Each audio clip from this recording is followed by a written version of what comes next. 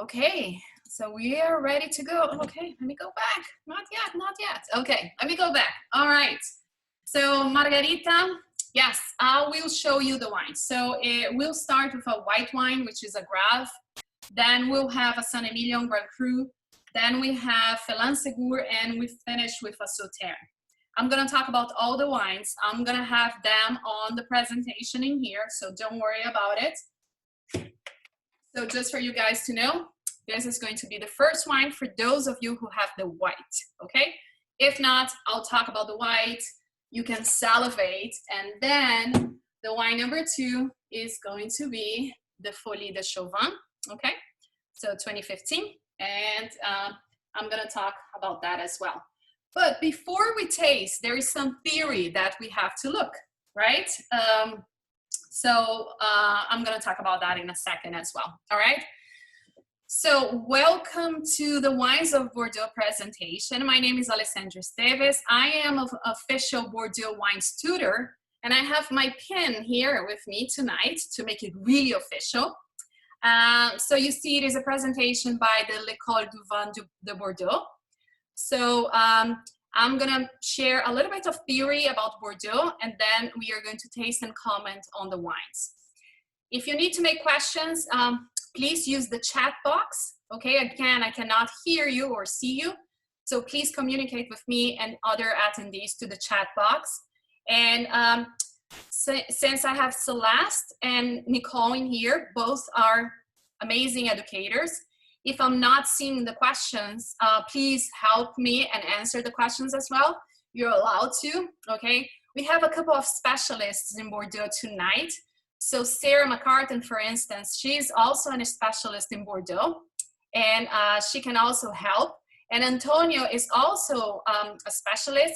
Antonio has taught us, Antonio Assunção, he has taught some Bordeaux classes for the French Wine Scholar as well. So guys, please, if it is a question that I don't know, or I'm too focused on the presentation, you guys can help me. Sounds good? All right. Okay, so let's start.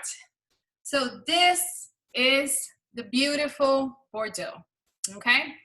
So I wanna ask you, have you been to Bordeaux?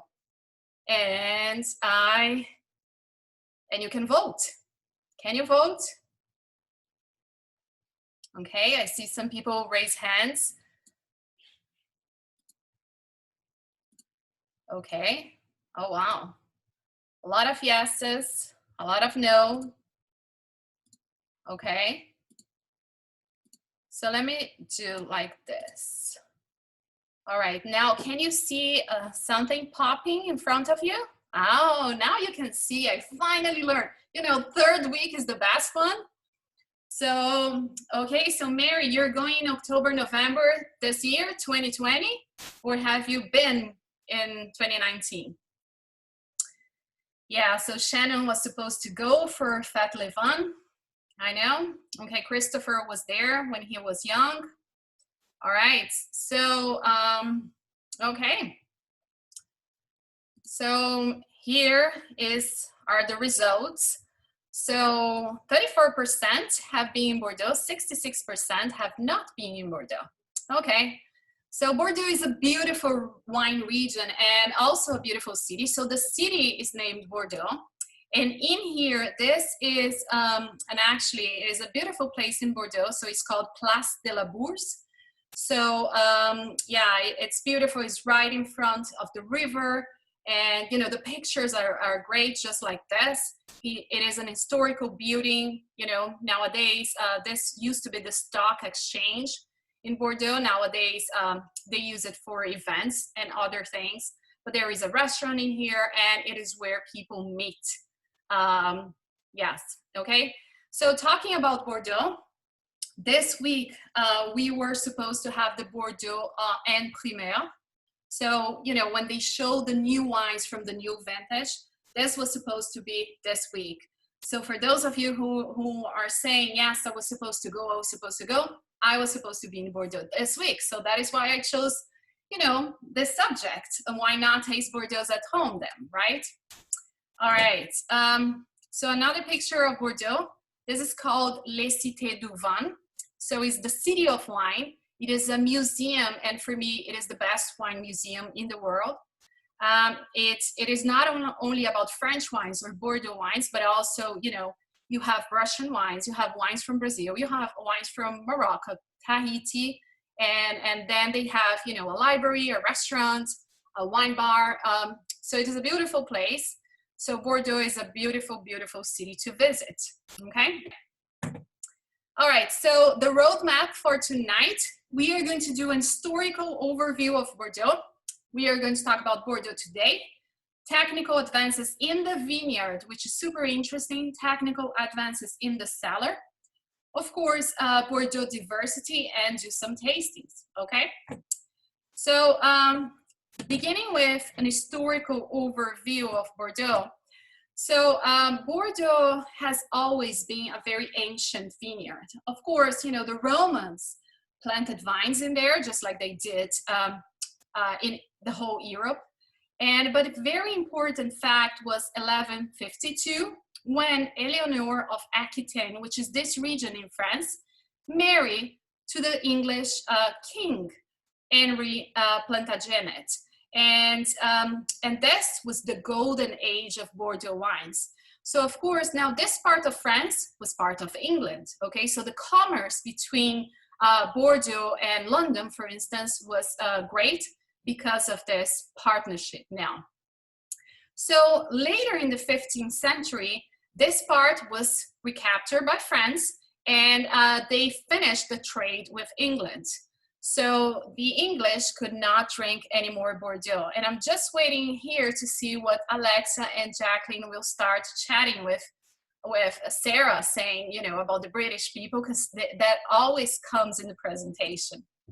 All right, so in the 17th centuries, we had something really, really important, because so the main markets were, of course, Britain, but also the Netherlands, okay? So Holland, the Hanseatic cities.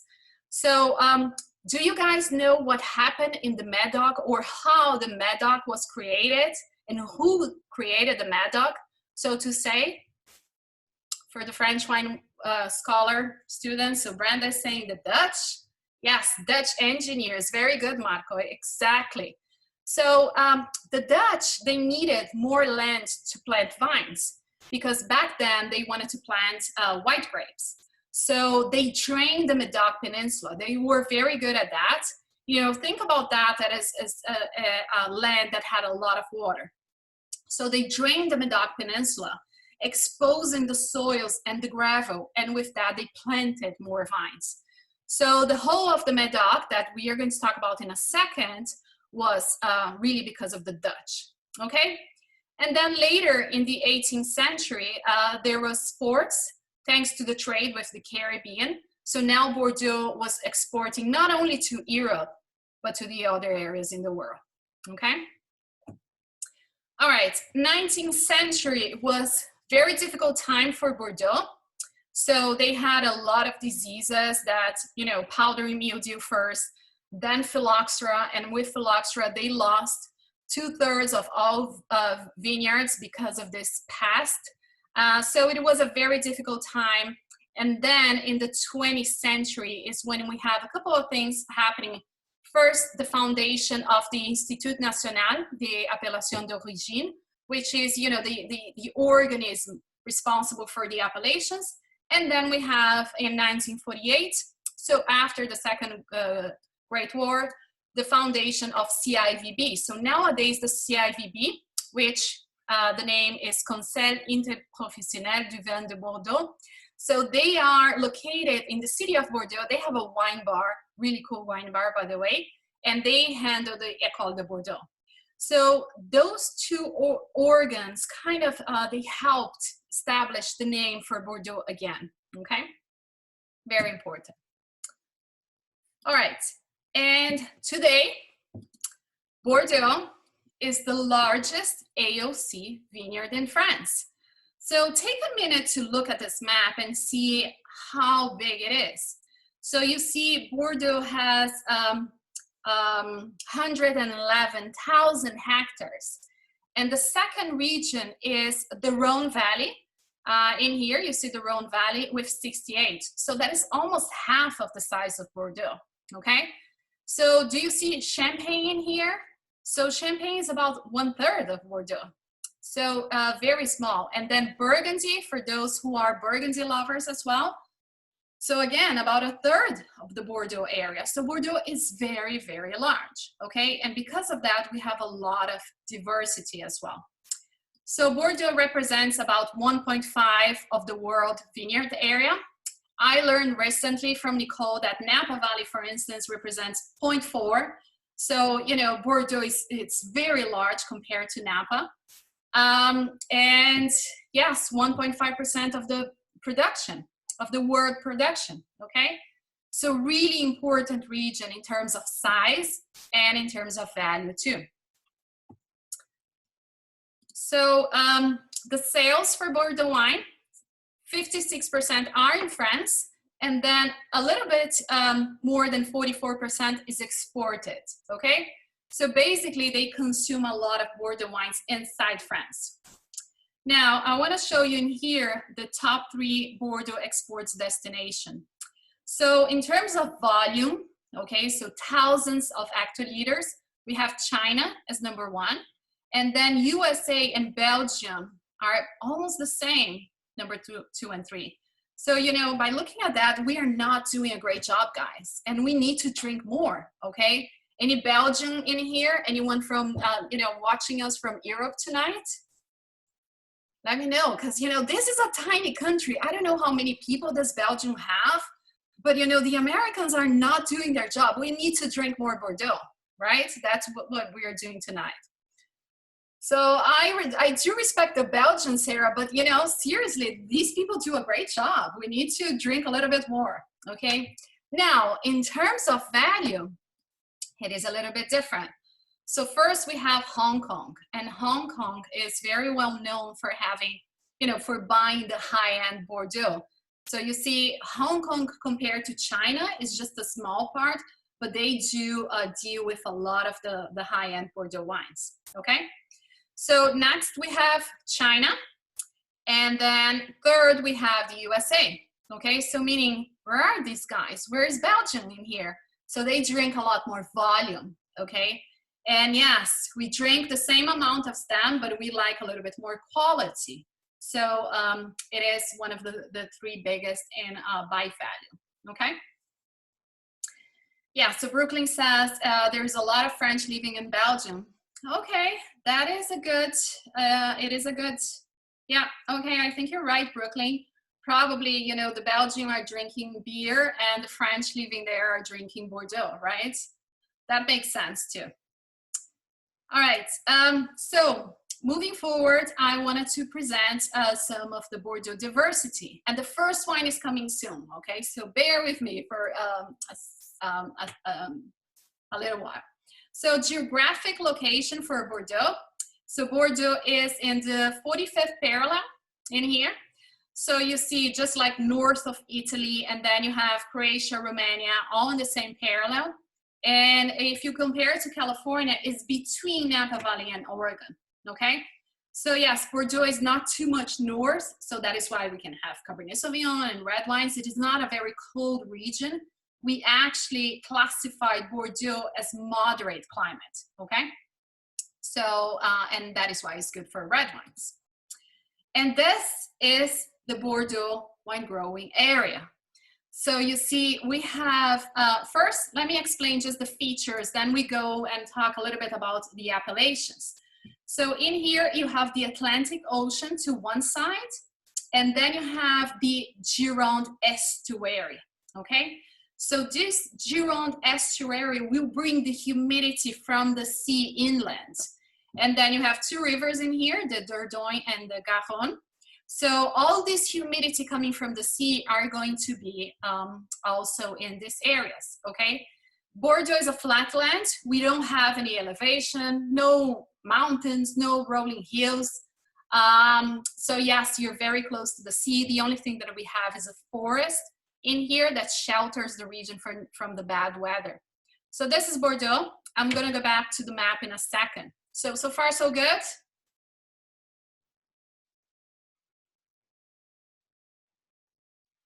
All right, okay. All right, so 6 families of Bordeaux wine. So of course, when we think about Bordeaux, we think about red wine, okay? And even the color, if I say to you a color Bordeaux, you know it is red, right? But Bordeaux does also all these other type of wines. So I always tell people that, you know, 2-3 years ago, we did an event here in Miami with white Bordeaux. And I had people, sommeliers from restaurants coming and say, does Bordeaux produce dry white wine? Really? So they didn't even know, because yes, Bordeaux produces a lot more red, okay? So red wine is the main, especially in a couple of regions, okay? And then we have something called claret, which is not the claret from the English. So you know what's the difference in here? Any ideas?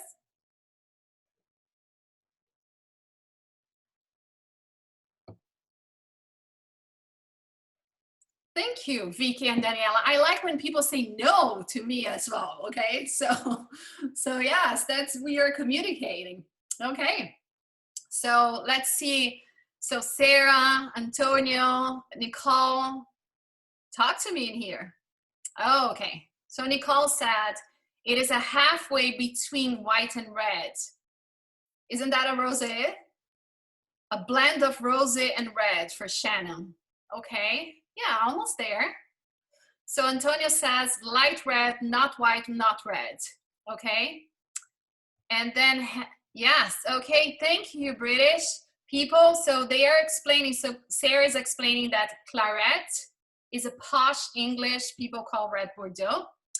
And yes, Heather has it.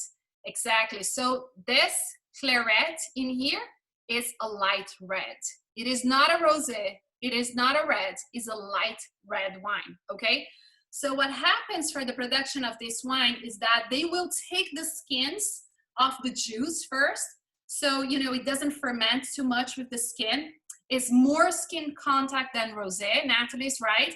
It's less skin contact than red. So people call it semi-red wine or semi-red wine, okay? It is actually delicious. It is too bad they don't export, but if you go to Bordeaux, especially, you know, during summertime, you can drink it.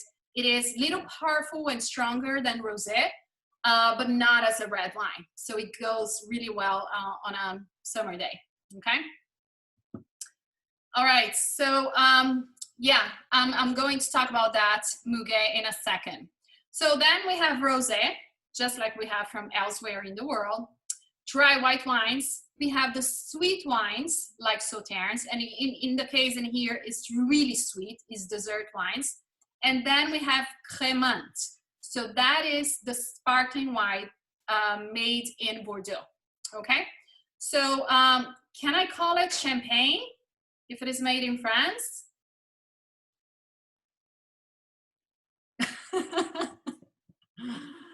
Okay, oh my gosh, my chat box is popping out loud. So, okay.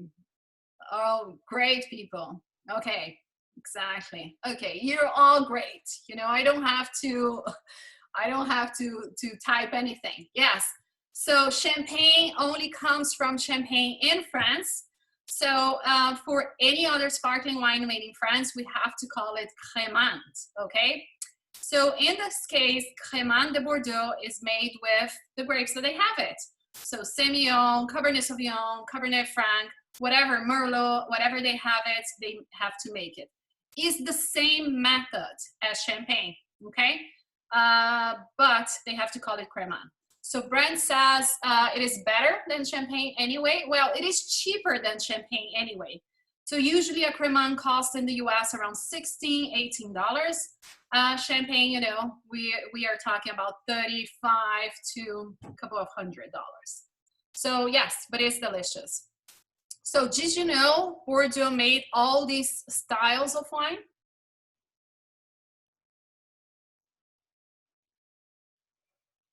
Okay, so some people say yes, some people say no. Yeah, it is good to be reminded, exactly, because otherwise, you know, we only think about Bordeaux as red wines, okay? Yes, Okay, sounds good. All right, let me launch another poll in here because I wanna ask you something else. So, all right, so now I'm gonna ask about the AOCs in Bordeaux. So AOCs are the appellation in Bordeaux. So think about, for instance, Margaux, Pomerol, Saint-Emilion. So how many appellations do you think Bordeaux have it? And let's wait a couple of minutes. I see a lot of people. It is a tricky question, Antonio. I agree. Yes, very tricky. Okay, I see we have votes all over the place. It's good. Okay. It is anonymous, by the way. I'm not seeing, okay? So you can go ahead and vote. I'm not judging anybody because probably before I studied for it, I didn't know either. So now I know, and I keep repeating myself so I don't forget the number, but it's very tricky. All right. So Muge, we are talking about the sweet wine in a second, okay? When we taste the sweet wine later, I'm gonna talk about that as well, okay? So yes, Car, anonymous, you don't have to worry, okay? So, all right, so let me end the poll and share with you guys. So most of you think 65, and then some of you think 25, okay? And a few thought about 13 or 28. So, okay, let's see the truth. Oh my gosh, okay, so I put this later. So we'll have to taste first, okay? And I'll give you a few minutes that you will have to wait for the results so you don't log off, because, you know, otherwise if I give you the results right now, I know you're gone and I know you're not going to be back. So wait for the end and I'll give you. No, let's taste the first white and then we'll talk about the AOCs, all right? So for dry white wines in Bordeaux, we have, like, number one in here, dry wines that are vibrant and fruity. And then we have wines that are structured and generous, okay? And in this case, we have, you know, a lot of aromas in wine number one, very refreshing. And wine number two, we have a lot of aging potential. So for the first wine that I chose for some of us to taste is the Chateau Les Clauzots Graves Blanc 2017. That is 70% Sauvignon Blanc, 30% Semillon, stainless steel fermentation and aging, okay? So if you have the wine, please go ahead and taste with me. So that was an additional to the package. So some of you have it, some of you do not have it, some of you just bought the white. It is okay, I'm gonna describe it to you. And one of the things I wanna share for our tastes on Friday night, you don't have to open all the wines if you don't want to. You can keep them for later and always go back to this presentation. You can always use Vacuvan as well. This you can buy on Amazon, okay? So you can close the wine and remove the air later. Or you can use a Coravin, yes, like Jennifer is saying, okay? So you can use a Coravin as well. So let me demonstrate the Coravin for that. Have you seen this before? Okay. Yes, so a couple of people are using Coravin. Yes, okay. So Coravin was invented by a doctor, okay, who theoretically said that this doctor wanted to remove blood from his patient, so he wanted to remove wine from the bottle without, you know, removing the cork. So you have a needle in here. Let me show you. Yes, you have a needle, and then you can take the wine, okay.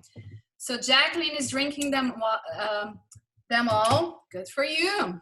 Okay. Christopher says he uses constantly. Good. So how long can you keep with vacuum? Like 1 week? Yeah, I think so. 1 week is good. So let me see if I can put the camera down a little bit to show you. Oh, I don't think you can see.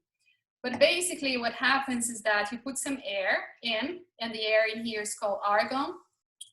And then the wine goes out, okay? So let me put a little bit more. So if you don't want to open this bottle of wine tonight, you just pour a little bit for yourself so you can taste and try. And then you remove the corvin. Let me get up.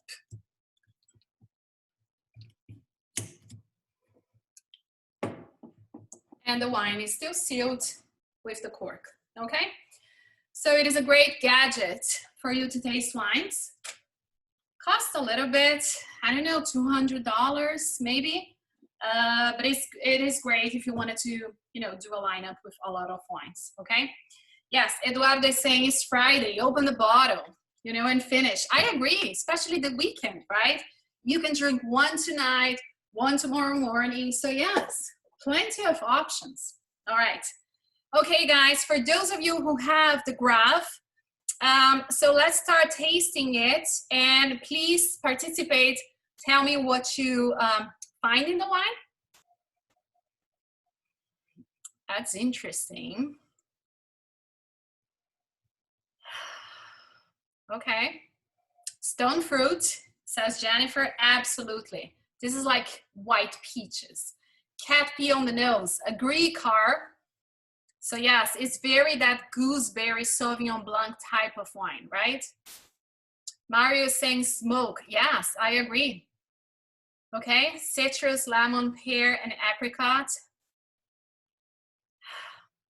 Yeah. Okay, so that is, you know, you have more of the Sauvignon Blanc in here, and the Sauvignon Blanc will give this green aromas to the wine. So think about asparagus, think about, you know, the gooseberry. So all these very green aromas to the wine, that is the majority of Sauvignon Blanc. The Semillon gives a little bit more structure and gives a little bit of honey notes. So you can try to find that on the palate. Okay, so go ahead and taste the wines. Cheers, guys.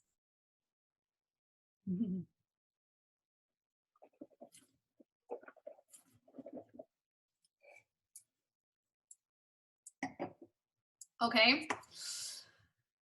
Super refreshing, right? Okay, so Daria says white flowers, lemon, apricot, a lot of minerals. I agree. It's like whetstones, flinty, yes, medium plus acidity. Agreed. It is very refreshing. So let's see what else. So Muget is asking if it is right to have water for every 1/3 of glass. Yes, if you're drinking it, drink plenty of water. In my case, because I'm working still, I'm speeding the wine, at least this one. So this is what professionals do in the industry. And when we are at the Florida Wine Academy, I make my students do it mostly. So basically what I do is that I put the wine inside my mouth. I make it go around a little bit so I can feel aromas and flavors, and then I spit, okay?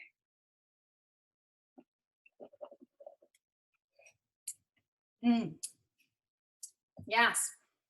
Carb, yes, exactly. The Semillon is giving this richer, creamier mouthfeel. Alcohol content for this wine, Fabian is asking. It is 13% of volume, okay?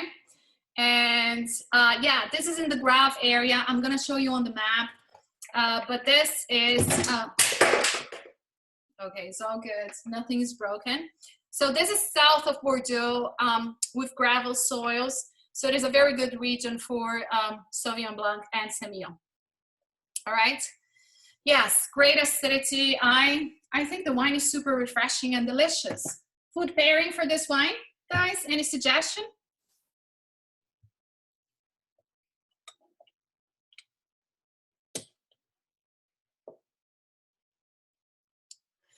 Yes, seafood, shellfish, absolutely. So goat cheese, okay, you got me, Nicole. I agree. Salad, yes, Mark, absolutely. You can have salad with a little bit of, green apples and some cheese, clams. Yes, very good. We forget, because Bordeaux produces so much red wine, we forget that Bordeaux is on the coast. So they have a lot of, oysters and type of shell fish as well, okay? All right, let's move on. So yes, 65 AOCs. So that is the answer to the question, okay? It is not 15, it is not 13, it is 65 AOCs. So Bordeaux is kind of like a complicated region to understand. Most people, know one or two appellations. Okay, maybe you have heard about Pauillac before, maybe you heard about Margaux before, but in fact, we have 65 appellations. And not all appellations can produce all the styles of wine. So for instance, if you look Margaux in here, Margaux is an appellation for red wine only. So that is why you see the little dot in here. If you want to produce a white wine in Margaux, that is going to be under the Bordeaux AC, okay, the Bordeaux appellation. So, and then there are some appellations like Cadillac in here that can only produce sweet wines, okay? So not only you have 65, but all of them are all over the place. So it is not an easy task to understand Bordeaux, okay? So Celeste is saying that Bourgogne or Burgundy has more, 84, absolutely, yes. But see, in Burgundy, you have only 2 grapes, right? Well, okay, 2 reds and 2 whites. In this case, because there is so many styles, I think it is very confusing. So every time I'm teaching about Bordeaux, I try to make my best. But if you see in here, okay, so you have Blaye, which is red. Blaye Côte de Bordeaux, it is red and white. Does that make sense? So yeah, so it's very interesting. So Antonio is saying AOC Néac. Is this a new one? Because I don't know about it. That one I didn't know. Yeah, okay. Not used within Lalande. Yeah, it is still there. Okay, you see it? I have no idea. I have to keep going to Bordeaux maybe. One day I'm gonna learn. So yes, so it is very diverse, okay? And it is not that region. So Elisa is asking, what's my favorite region? I'm a red wine type of girl. So, I like Pauillac, I like Margaux. So we are going to say something. Hi, Jesus. Saludos a los amigos de Venezuela. Gracias por venir. So, all right, let's move on and talk about what makes Bordeaux special, because I think the wines are pretty special in here. So Bordeaux's magical equation is the varietals or the grapes, the human factor, of course, the soil, and the climate, okay? So all of that combined make Bordeaux a very special place. So let's see the climate first. So yes, we have hot, sunny summers. The autumns, the fall is not too cold, so it is fine weather. Winters with rare frosts, which does not happen in other areas in France, like Champagne, Burgundy, they can have serious winter frosts. We have some damp springs, but also the Gulf Stream, which is a current that comes from the Caribbean to France. It warms and regulates the temperature, okay? And we have a forest that it is a barrier and protect the vineyards from wind from the Atlantic Ocean. So all of that combines to make Bordeaux a very good climate to grow vines. So soils, mostly gravel, clay and limestone, and then the mixed soils. So let me show you a couple of pictures. So these are gravel soils, okay? So first of all, they are not tiny gravels. If you go to Chateau Briand, for instance, south of Bordeaux, you see gravels that are this big. So they're really round stones in here. So, you know, why are gravels, why stones important to the vine?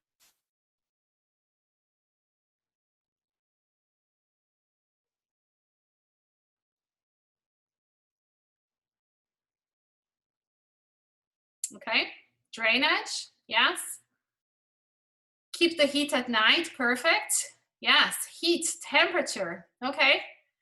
Yes, very good. So first of all, we want the stones to warm up during the day and release the heat back into the vine during the night. So they act like a blanket, okay? So it keeps the vines warm all the time and aids in the ripening process. It drains the water. So if it rains too much, it is easy draining. The water goes down, okay? So it doesn't retain water. So that is great. The minerality, it is a discussion. Most people, most scientists do not think that the minerals in the soil goes to the vine and then goes to your glass. But it's definitely something that we feel. So sometimes when I open a couple of Bordeaux, for me, it's like, you know, smelling crushed gravel. So, but yeah, mostly it acts like a blanket for the vines, okay? Keep them warm. All right, second type of soil, it is clay limestone. So clay, as you see in here, retains a lot of water. It's different, okay? So it is a great type of soil for when you have dry weather or dry years. And limestone in here, which we find plenty in San Emilion, gives the wine acidity. So limestone is very important type of soil in here as well, okay? And finally, we have the vineyards that have a little bit of them all. So clay, limestone, sand, and gravel. These are not the prime vineyards, but yes, it is, especially in the region of Entre-des-Mers, between the left bank and the right bank, you see a big region and they have a lot of these mixed soils, okay? But gravel soils are great for Cabernet Sauvignon. And talking about the grapes, so in here you have, you know, what is planted in Bordeaux. So the majority is Merlot with 66%. And again, when we think about Bordeaux, we all think about Cabernet Sauvignon, right? But it is not too much. It is actually, Cabernet Sauvignon makes only 22% of the plantings. And then you have Cabernet Franc, and as secondary varietals in here, you see Carmenère, sorry guys, let me go back. You see Carmenère, Malbec, and Petit Verdot, okay? So let me answer some of the questions in here. So Brent is asking if all Bordeaux has American rootstock, and that is to prevent from a disease called phylloxera. Mostly, Brent. There is a couple of pockets of sandy soils that has plantings on its own roots. And there is also a guy that makes a $30,000 bottle of wine, and he has pre-phylloxera vines. I can share you the information later. Send me an email. Carmenère is used as monovarietal. Never, never. Bordeaux is always a blend, okay? And Brooklyn is asking, limestone soils gives the wine acidity. Can you explain a little? That is basically because of the pH in the soil. I don't want to go into that because otherwise we don't have time to taste the wines and go into the end of the presentation, but we can discuss that at another time, okay? Yes, Kelly, very good. The Lloyd Pasquet, I think it is $30,000 the bottle of wine that cost, okay? All right, for the whites, we have Semillon as most planted, and then Sauvignon Blanc, so you know, almost the same amount. So Sauvignon Blanc used for younger wines, Semillon used for the sweet wines and for more age-worthy wines. 5% of Muscadel, that is decreasing. We nowadays, we have probably 3% only. And then you still have these secondary grapes like Sauvignon Gris, Colombard, and Ugni Blanc also disappearing, okay? So Sauvignon Blanc is increasing in plantings, and these other grapes are decreasing, okay? All right, for the red wines. So Bordeaux does produce a couple of styles of red wines. First, the ones that are smooth and fruity. okay? You can age these wines for 1 to 5 years. They are fruity, accessible when young. Then you have the red wines that are round in structure, and now those wines you can cellar up to 20 years. So right bank, predominantly Merlot. And then we have the powerful and intense red wines that you can cellar up to 15 years, okay? So Cabernet Sauvignon dominant. So with that, I want you two guys to taste wine number 2. So the Folie de Chauvin Saint Emilion Grand Cru 2015. That is 95% Merlot, 5% Cabernet Franc, aging for 14 to 16 months in French oak barrels, 30% new, okay? So I have my wine opening here, and for this tasting, I'm using a big Bordeaux wine glass. So it doesn't appear to be that big on screen, but let me show you to compare with the white wine. So this is the white wine and this is the big Bordeaux. See the difference? It is huge, okay? You can fit almost a bottle of wine inside this glass. That will make the wine, you know, receive a little bit more air. So just pour a little bit of the wine.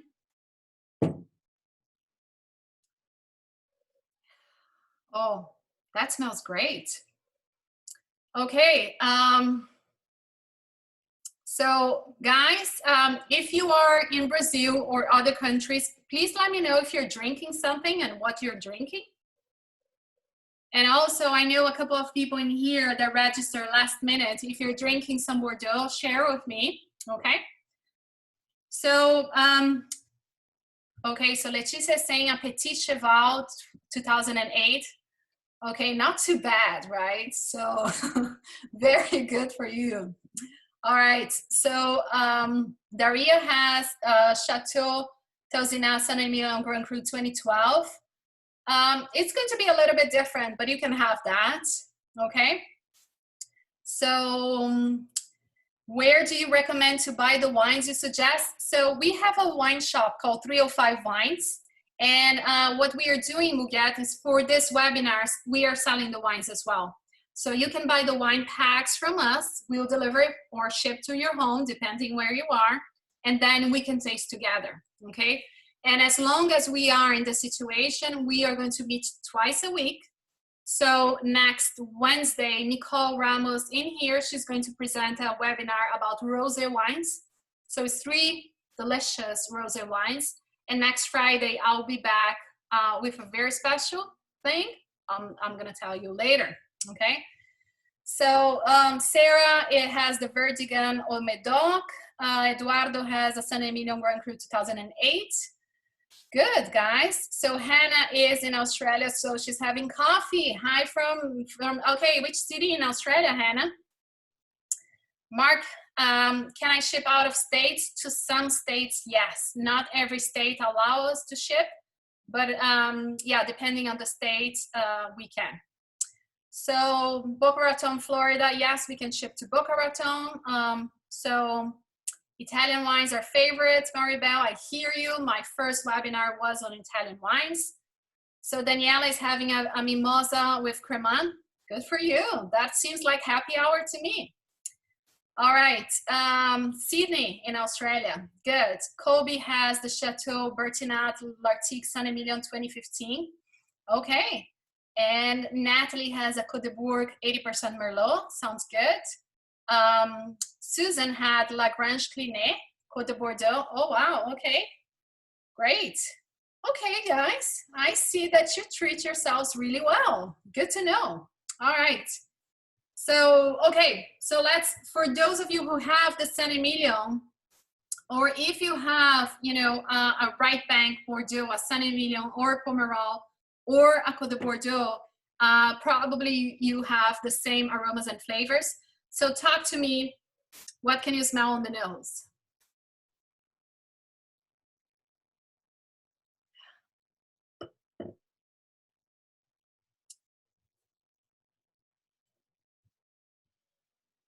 Leather, pepper, cherry, agreed. Ah, I love this wine. Yes, blackberry and cassis. Yes, definitely. So in this case, we have more Merlot. And for all of you guys that have more Merlot in the blend, Merlot is very well known for having red fruit aromas. Okay, so think about raspberry, cherries. What else? Yes, raspberry, light blackberry, cooked red fruit. Yes. So all of that. And Merlot also brings something a little bit different, which is almost like a coffee aroma to the wine. Okay, so think about chocolate or coffee, something like, or cocoa powder. Merlot normally has that. Okay, all right, go ahead and taste the wine.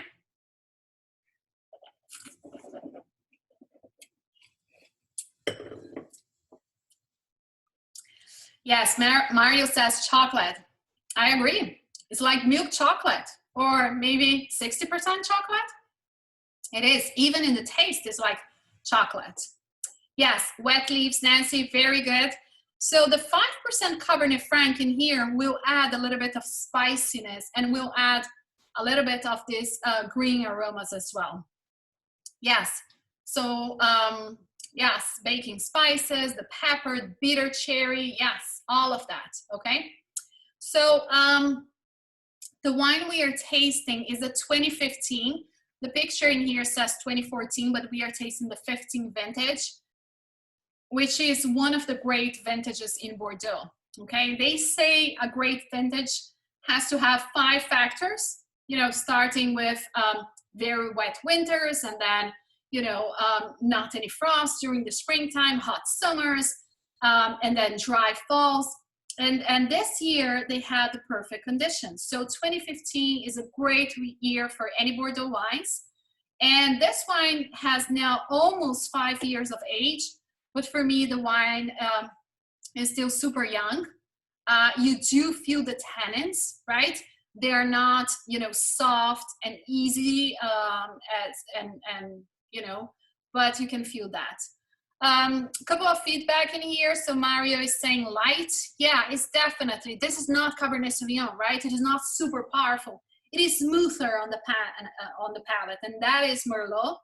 And Daria, because you have a 2008, your wine probably, you know, is much better than ours, because in here it is going to be great. So one thing about this this Folie de Chauvin, so they do make a first wine which is called Chateau de Chauvin, and this is you know, Sylvie Caz is from the Caz family that produces Lynch-Bache, for instance. So it's all the same family. So she has this project in Saint-Emilion, and she's a very important personality in Bordeaux. She was president of the Union des Grands Crus de Bordeaux. So great woman, acquired this chateau in 2014. So, you know, 15 was her second vintage. Yeah, so very close to Pomerol. A lot of the soils, the clay soils like Pomerol, okay? So yes, the tannins are really there, Mary. I see that. Deborah used an aerator. So do you feel that it's soft and smooth, Deborah? So Juana is eating chocolate brie cheese with this wine. Oh, Juana, that is a great idea. Okay. All right, high acidity, yes. High tannins, yes. Okay. So for how long to keep the wine? The reds, you can keep a few days, you know, if you have the Vacuvan, or if you can close the wine a little better, okay? And Muget, I know you have a lot of questions. Miraval is a great wine. We will taste that for the Rosé webinar next week. Come to the webinars so, you know, I can answer a lot of questions. So William, how come it is so light? It is a 5 years wine. Right, but it, you know, it is a lot of Merlot in the blend. So Merlot gives roundness, smoothness, is more plushier than Cabernet Sauvignon, okay? All right, did you like the wine? What you guys think?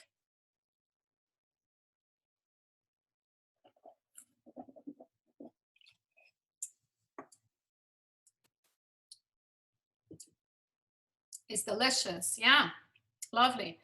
14% in alcohol, but I think it is so better. And I agree with Jennifer that this is just opening up. In a few moments, it will be so much better. So, you know, keep the wines for later, retaste them and see how they changed. I agree with Jacqueline, still needs more time. But yeah, it is a beautiful wine. I think cost price for this is around $29. So it is a great value for what you get. And 15, like I said, it is a great vintage in Bordeaux. Very fruity vintage, so fruity wines, easier to drink, okay?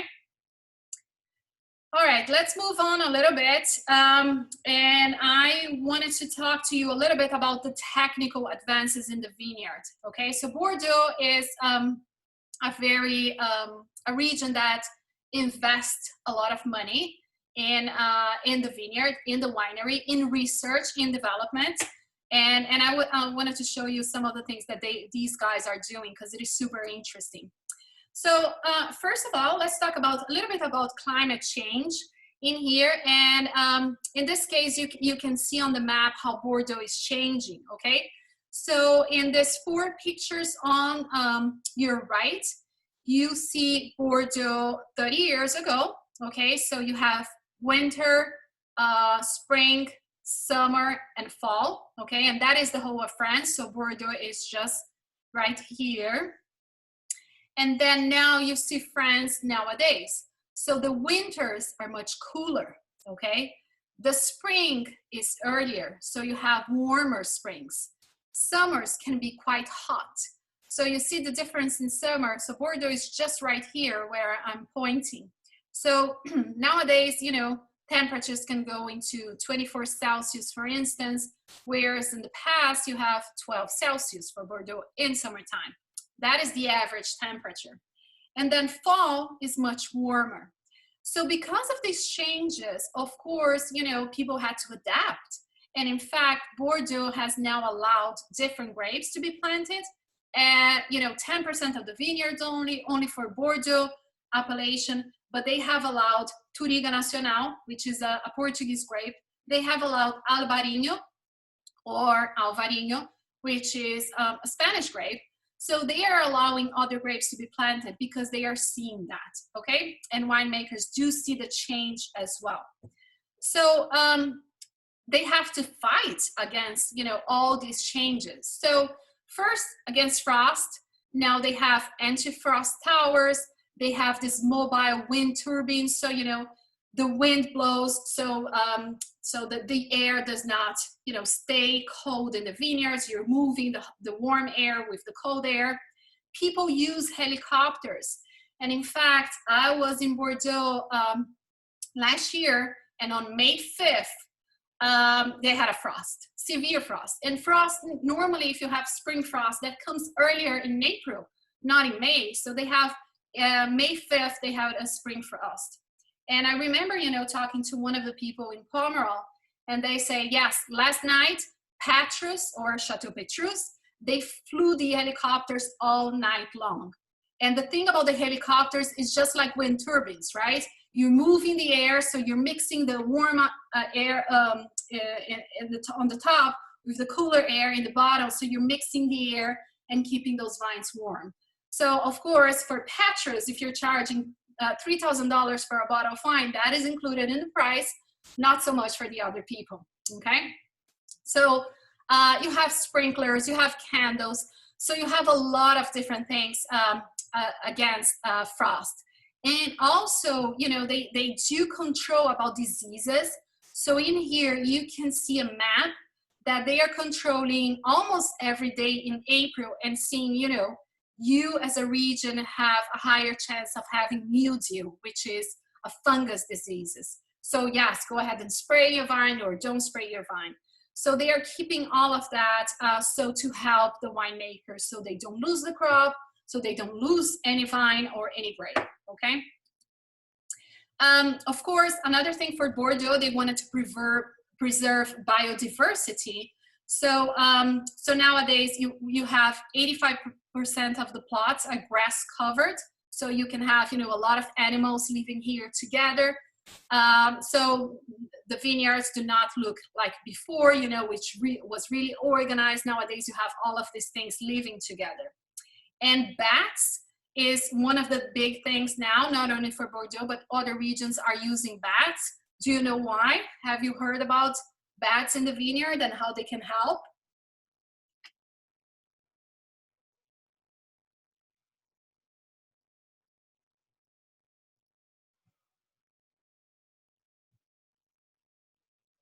Okay, so yep, very good, Nicole.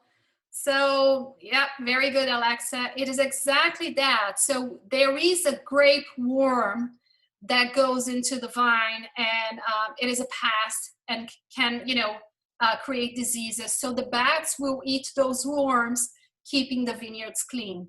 So basically, you have that as predator. So it will eat the insects, the worms that do not belong or, you know, are bad for the vineyards. So the bats will do that. So together with the National Institute for Agricultural Research, they're working with winemakers. So you can have the bats in your vineyard and they will take care of the pest management. And in that case, you don't have to have, you know, spray with insecticides. You have bats taking care of it, okay? So you've seen here also Bordeaux has been reducing the use of pesticides. So in case of this red over here, these are pesticides that can produce cancer, and that has reduced, you know, dramatically over the years, okay? And the numbers are even lower nowadays. So this was 2017. And of course, you know, biocontrol is growing a lot as well. So we see that Bordeaux is trying to be modern, to be, you know, more environmental friendly, and to use better resources to protect their vines. Yes, and you know, so this biocontrol is booming in this case. So everybody's interested in learning about that, in having, you know, some predators helping in the vineyards as well. And of course, copper is still very much used against mildew, which is fungus diseases. So yeah, but they're, you know, they are using pheromones. Let me see if I have a picture of pheromones to show you to you. No, I don't have it in here, but it's a very interesting. And then what they do, it is also soil mapping. So in this case, you can see in here the plots of the vineyards that are warm or they have more disease pressure. So you can see all of that now. So you can also choose and say, okay, this plot, you know, I'm okay with it. I don't have any disease. I don't have any problem. In this one, I might have a problem. Or you can see the soils, or you can see the temperature. And because of that, you might choose to plant one grape over the other one. So it's a very expensive system, of course, but you know, this is growing a lot in the region, okay? All right, Brent, I'm gonna talk about organic and biodynamic in a second. There is a lot of Bordeaux that are. So other technical collaborations with high-tech companies. So first you have this VD rover in here.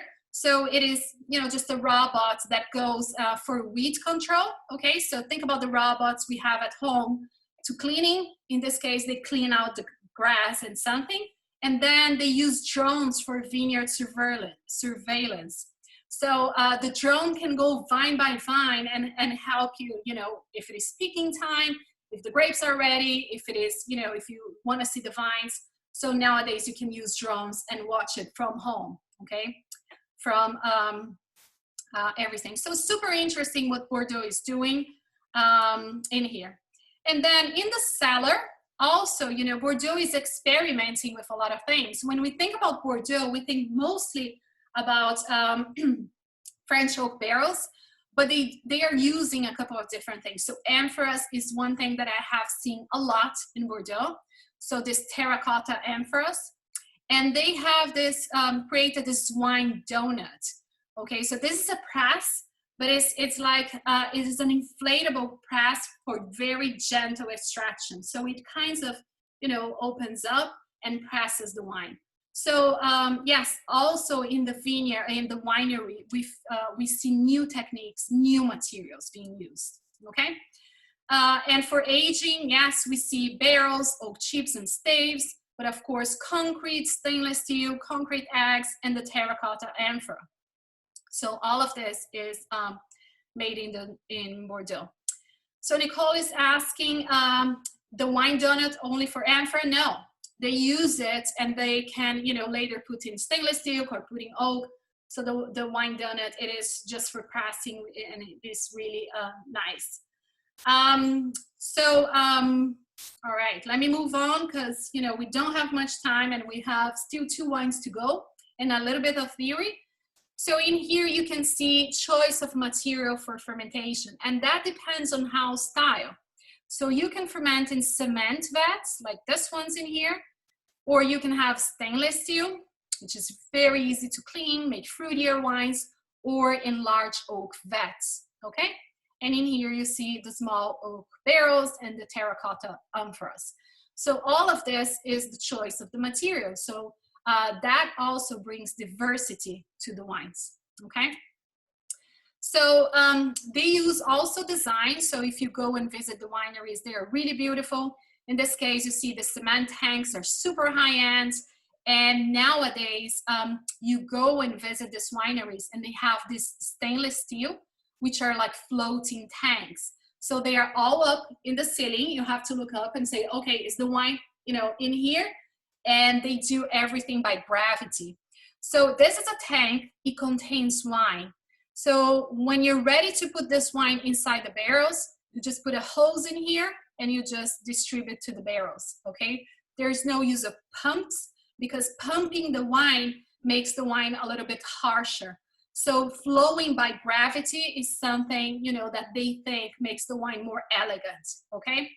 So now if you think about, you know, what makes a wine more expensive and what makes a wine cheaper, think about all of that. If you have all of this technology working for you, you have to do an investment, right?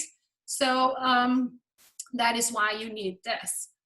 So Carr is saying that Chateau Aubailly and Chateau La Dominique are playing with glass globes for fermenting.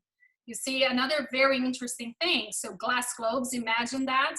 So yeah, so very interesting, okay? All right, and finally we have the different types of closures. So natural corks are making a strong comeback. So for all the wines we are going to taste tonight, they're all under cork, okay? So natural wine corks in here. But they do have screw cap for younger wines as well, glass closures for rosés. So they can have a little bit of everything, okay? All right, and updating bottle labels. So one of the things about recycling bottles is that, you know, you want to recycle the bottle, but is the label recyclable? Sometimes not. So nowadays they are looking into first producing more modern labels, and then, you know, having recyclable labels as well. And in the case of Chateau Aubailly in here, we just talked about that. So for their Grand Cru wine, they make bigger labels. And then for the second wine, it is a little smaller. For the third wine, it's much smaller. And that is also a way visual for you to see, you know, which wine is the most important one. So yes, everybody's updating bottle labels, okay? And there is the traceability as well. So now you can scan your wines and see, you know, where it's coming from. That is to prevent fraud, basically, because there is a lot of Bordeaux that is counterfeited. So you see that for the Cru Bourgeois, you see that for Saint Emilion, and you see that for a couple of high-end wines too, okay? All right, with that, we have our Chateau Phelan Segur Saint Estephe 2012 to taste. So go ahead, pour that on the glass if you haven't. And some people in the group have Chateau Contermel 2012 as well. We ran out of the Phelan Segur, so these other lucky people are tasting Contermel, which is also amazing. So go ahead and pour that, and let's start discussing. Okay. So in this case, the Phelan Segur is 50 Cabernet Sauvignon and 50 Merlot. So 50-50.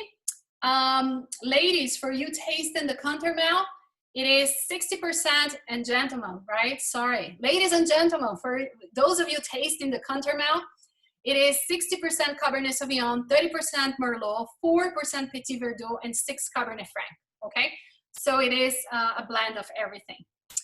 So Leticia says, we have Calon Segur San Estephe 2005. Ooh, amazing, okay. Great wine, great vintage, and I bet the wine is perfect right now.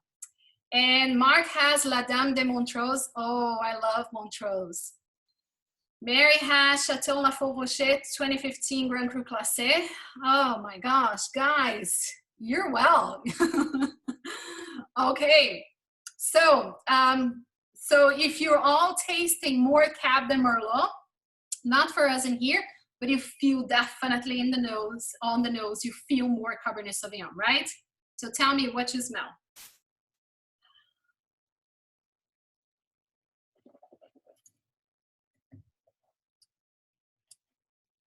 Oh, this is so beautiful. So beautiful, I wanna cry. Okay, blackberries and dark chocolate. Yes, chocolate, spices, pepper. Yes. So Cabernet Sauvignon, it's a powerful grape. So it has to have blackberries, black cherries, black jam, and also minty character. So look for the mint or eucalyptus or green bell pepper. Okay. Yes, very good airing. Smells like bell pepper, right? It is Cabernet Sauvignon, so it has to have that, right? So Carbells is asking, he's getting a little alcohol on the nose. If it is a hot vintage, no, it is not. I'm gonna talk about the vintage in a second. So in this case, Car, put it in a big bowl, big glass, or decant it, it'll be better, okay? So Eduardo has Calon Segur, Grand Cru Classé 2012, okay, very good. Yes, so minty was only from Australia cabs, mostly, yes, that is the main feature of Australian Cabernet Sauvignon, but in this case, there is a little bit in here as well. Woody, yes, 16 or 18 months in French oak barrels, 50% new, definitely very woody. So you have all these spices, like, talk to me, tobacco, thank you, Marcella. Yeah, fig, blackberry, leather, licorice, yes. Yes, so, and it has like this baking spices, so like cinnamon, cloves, okay? On the palate, yes, that is powerful, right? Now, the San Emilion Grand Cru is super light compared to that. So structure, you have, it is powerful. You have high tannins, high acidity. It has a lot of power, okay? So for the love of the wine education, and, I know it is Friday night, life is hard. Go back to the San Emilion and taste it, okay? Just to see the difference on the palate and see how the San Emilion now, it is going to be smooth and an easy ride, and the San Estephe is going to be powerful.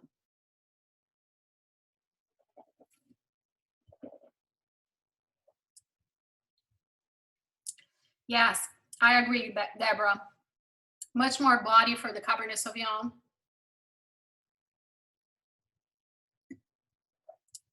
Yeah. Oh yeah. It's a lot of more structure, body, tannins, everything. Big tannin. Yes. And that is 2012. So this wine has aged now for 7.5 years, almost 8 years, but it still haven't. I want to show you something. So let me step back from the presentation in here, because I want to show where Chateau Phelan Segur is. So Phelan Segur is not a Grand Cru Classé. It is a Cru Bourgeois. I'm not going to talk about that here because we don't have time, but it's not a Grand Cru Classé. But I want to show you guys where it is located, okay? So let me put this map a little bit bigger. Can you all see the map? No, I don't want to save anything. Okay. So Phelan Segur is right here, okay?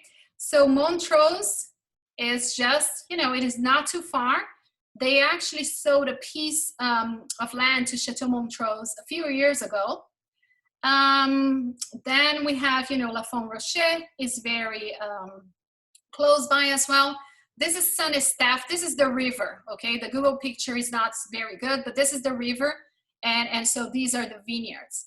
And then when you cross this line, you are in Pauillac. And so in here you have Mouton Rothschild, Leclerc Millon, Ponte Canet, Pichon Baron, okay? And that is Pauillac, the city. But you see, it is not that far, okay, from that region. And it is not that far from Montrose. So this region makes really powerful wines. If we were to classify Saint Estephe is, you know, is rough, is the hardest to drink when young.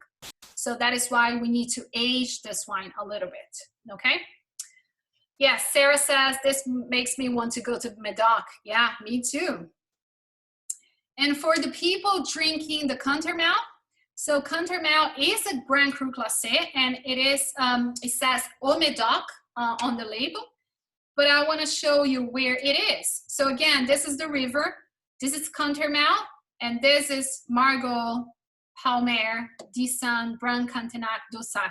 So this is the Margaux region, and so Cantermel is just a little south of Margaux, and it is classified as Au Médoc, but it's very close to the Margaux region, okay?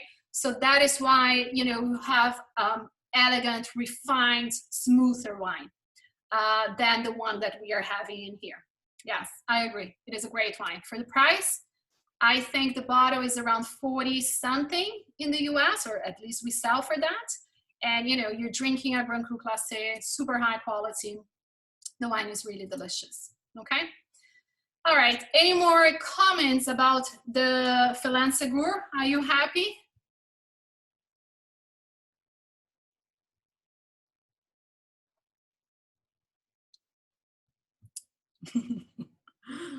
Okay. Yes, it's a great wine. You know, you see how powerful and age-worthy Bordeaux wines are. So this is a 2012. The wine is young. It is super young. You can age this wine for 10 more years easily. And, you know, it is powerful. It has structure. So very good. All right, let's talk a little bit about pairings in here. What would you pair with this wine?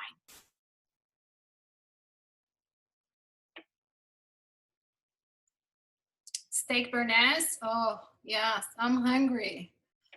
Okay, what else? Lamb, definitely. Brie and croûte, okay. Very good. Roast, definitely. Yes. Eel, okay. Chocolate, salted cookies. Okay, got it. Steak, something creamy. Yes. Okay, I need Nicole and Sarah to step up and give me some vegetarian options as well. Stinky cheese, yes. That's a good one. I agree. Yeah. Pairs well with a glass, absolutely. You don't need anything anymore. All right, so vegetarian options coming. Okay, a lot of them. So ratatouille, grilled cheese sandwich with aged cheddar, grilled portobello mushrooms. We need a cooking class together with the wine tasting guys. This is, you know, so potatoes au gratin, okay, portobello mushroom, pasta with mushrooms, porcini risotto, fondue. You're killing me. Okay, raclette. Okay, all right, you all passed the exam. Okay, very good, guys. All right.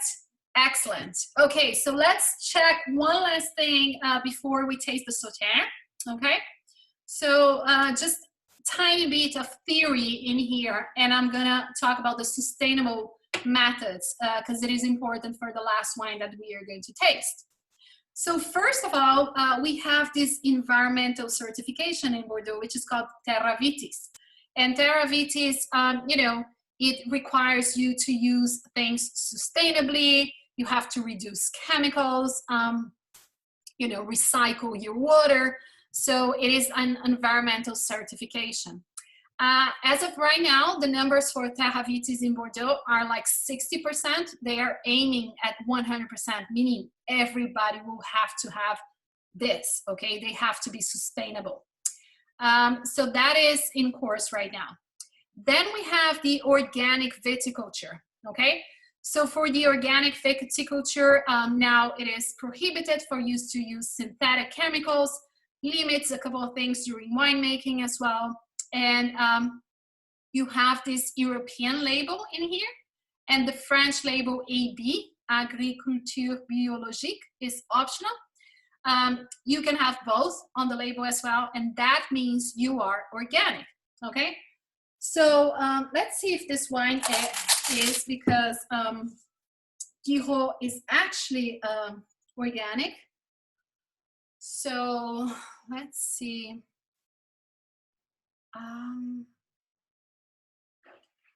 Yeah, I'm not sure. I don't have in my, I just have an hologram in the back. Do you guys have it in Chateau Guiraud? Any of this? Because Guiraud is organic. So, or maybe not. Yeah, for this vintage, they were organic. I cannot read to see if this, you know, tiny sticker, let me show you in here, this tiny sticker. But yeah, Guiraud is organic, okay? So normally you find this on the label, either the European label or the French AB, okay? And then we have the biodynamic viticulture, okay? Now we are talking about natural rhythms that influence the planet. So the harmony between earth, air, water, sun, moon, stars, and everything. So it is really a philosophy that you have inside the vineyard. Couple of properties that have that. So Chateau Ponte Canet is biodynamic, 100% biodynamic. Chateau Palmer is biodynamic as well, okay? Biodynamic is very hard to do in Bordeaux because it is a region that receives a lot of rain, and because of that you have fungal diseases. So, but some people are trying to do it. So on the label, you're going to see this in here. So Demeter, the European symbol, okay, so, or Biodivine.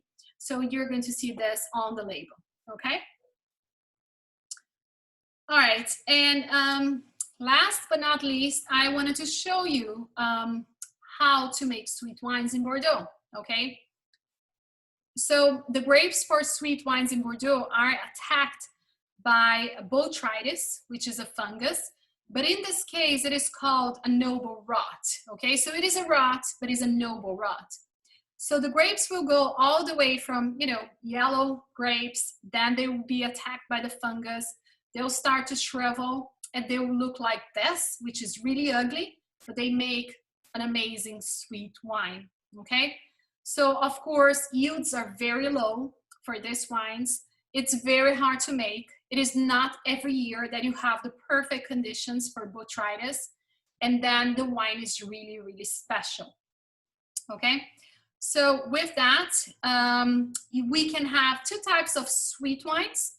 So first, the smooth and fruity, okay? So lighter juice, you know, rich aromas, easy to drink. You can cellar for 2 to 4 years. And then you have the sweet wines, very intense and syrupy. You can cellar up to 50 years. And this is the case of the Guiraud we are tasting. So the Guiraud is fruity, is complex, is age-worthy, okay? We are going to see that. So pour in your white wine glass, or if you had another glass, the Chateau Guiraud 2015 Premier Grand Cru Classé in 1855 half bottle. There you have it. So you see golden color for this wine. So Mary's asking how long can it be saved and how after opening. So the sweet wines, you can, you know, have them for a month in the fridge. So keep them on the fridge. You can have for a month. You probably remember when I told the story about my mom wanting to drink the Tokai after 6 months, and the wine was still very good. So sweet wines, because of the amount of sugar, So sugar acts like a preservative, so you can keep this wine for a very long time, okay? So Sergey, it's tasting at 2006. And yes, my mom just replied that the wine was delicious. Yeah, she's a big fan of sweet wines. I'm keeping some bottles for you, Mom. When you come in here, we'll drink together with blue cheese. Okay, so Ari says he just visited the chateau in December, was beautiful. Yes, and now they have a restaurant on site. So it is really, really a pretty state, okay? So if I carry their dry wines, the G, not yet, Jennifer, but this is a good idea. It is very hard to buy Bordeaux. It is not that easy. You know, I have to look for you know, the correct distributor and everything, but I love their white wine as well, okay? Thank you, Morgan. Okay, so Eduardo is asking using Vacuvan 1 month. Yeah, absolutely, this is fine, okay? All right, so what do you smell on the nose?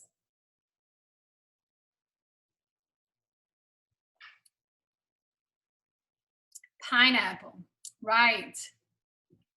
But pineapple, not the fresh pineapple, is like this pineapple in a syrup, right? It's very concentrated and juicy.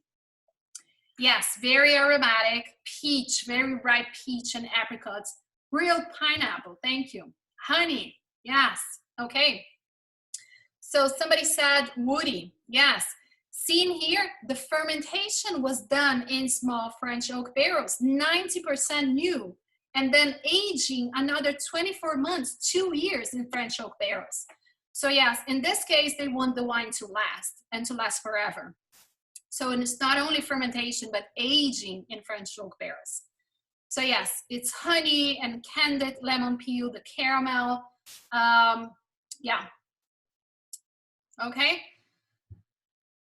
So Heather is saying a nail polisher remover taste with Sauternes. Okay. Yeah. Bordeaux has a lot of VA. It is not only, you know, and especially Sauternes has a lot because the fermentation is really slow. So you can have that. It is normal up to a point. It's accepted by the European Union. So yes, but this is a great wine. All right. So orange peel, honey, apricots. Yes, absolutely. Very silky. So if it goes into malolactic fermentation, so yes, the acidity pretty high in this wines, but normally you don't want to go into malolactic fermentation because you need the acidity to balance the sweetness, right? When we talk about Sauternes, we are talking about, you know, 160 grams of sugar per liter. So that is a lot. If you don't have a high acidity, the wine is just, you know, it is not so good. So you have to have the acidity to balance it out, okay? So yes, mango, exactly, mango. You know, stone fruits, even guava, right? Think about the guava. And then you have this vanilla, toast, coming from the oak, the sweet spices, cinnamon, cloves. No, they don't add sugar, Olena. This is because the grape was so ripe and with a lot of sugar, you cannot ferment it until it is dry, okay? Yes, Carl, nutmeg, allspices, okay? So Michael is saying that the wife says a simple syrup with complexity. You need to have something with it, like foie gras. I agree. Also, you need to really cool this wine down. So do not drink sweet wines at room temperature. You really have to put these wines on the fridge, let it cool down, and then you can drink it. Otherwise, you feel the sugar so much, okay? So in Bordeaux, they serve these wines with foie gras, which is a good thing. So, you know, hard cheeses like Parmesan or blue cheeses are great. So how much this wine cost?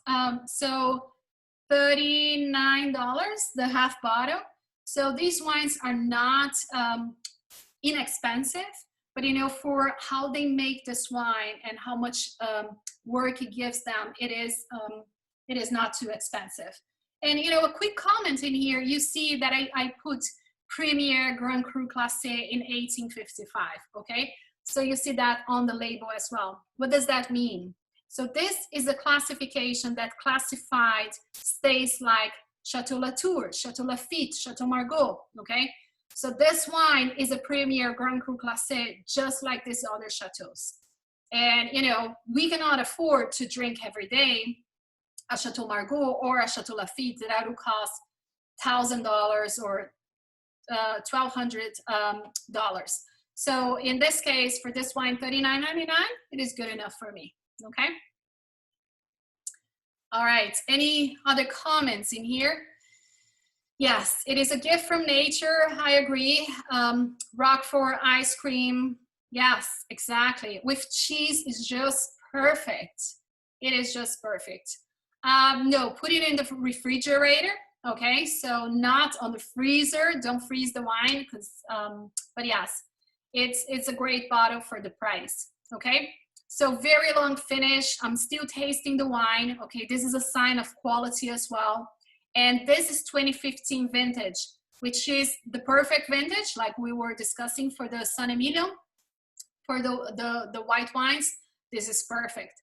This wine received 96 points from Robert Parker, and it is a sweet wine, okay? So it is not a red, it is a sweet wine with 96 points from Robert Parker, meaning it is pretty damn good, okay? So, yeah, so Celeste is saying this is one of the best chateaux, absolutely, and they cannot produce full production every year due to the perfect climatic conditions. Exactly, because you have to have a little bit of humidity, you have to have a little bit of sun, you have to wait for this botrytis to come.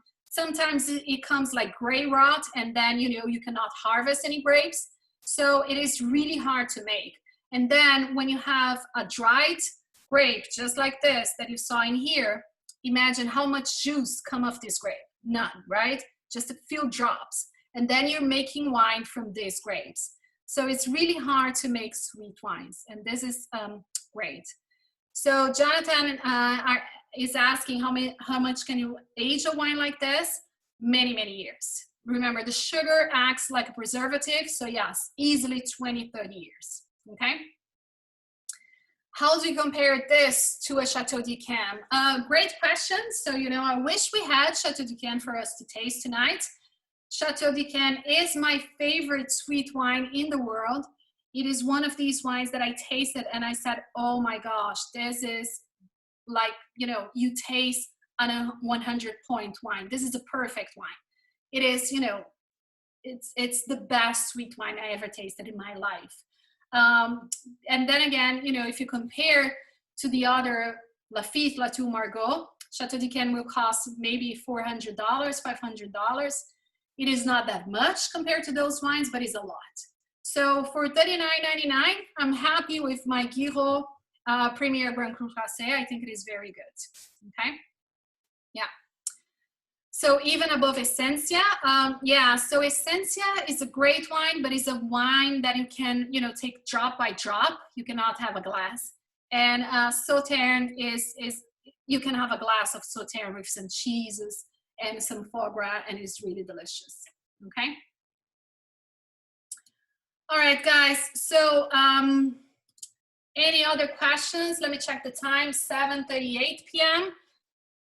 So we run a little bit out of time in here, but I hope you had fun. I think these wines are beautiful and can have them over the weekend.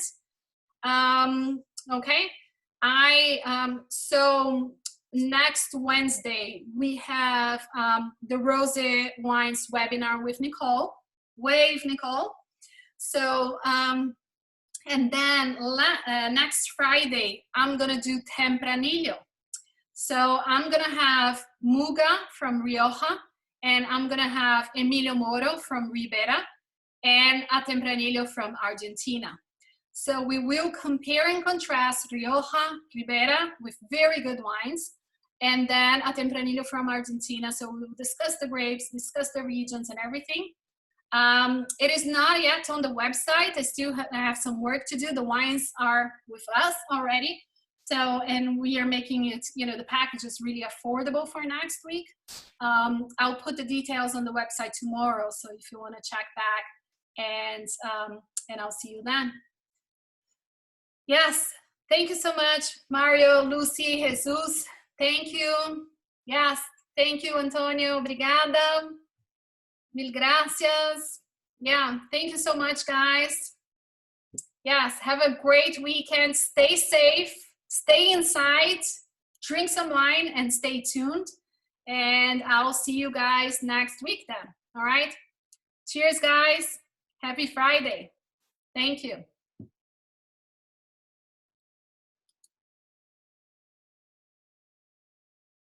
Bye, guys.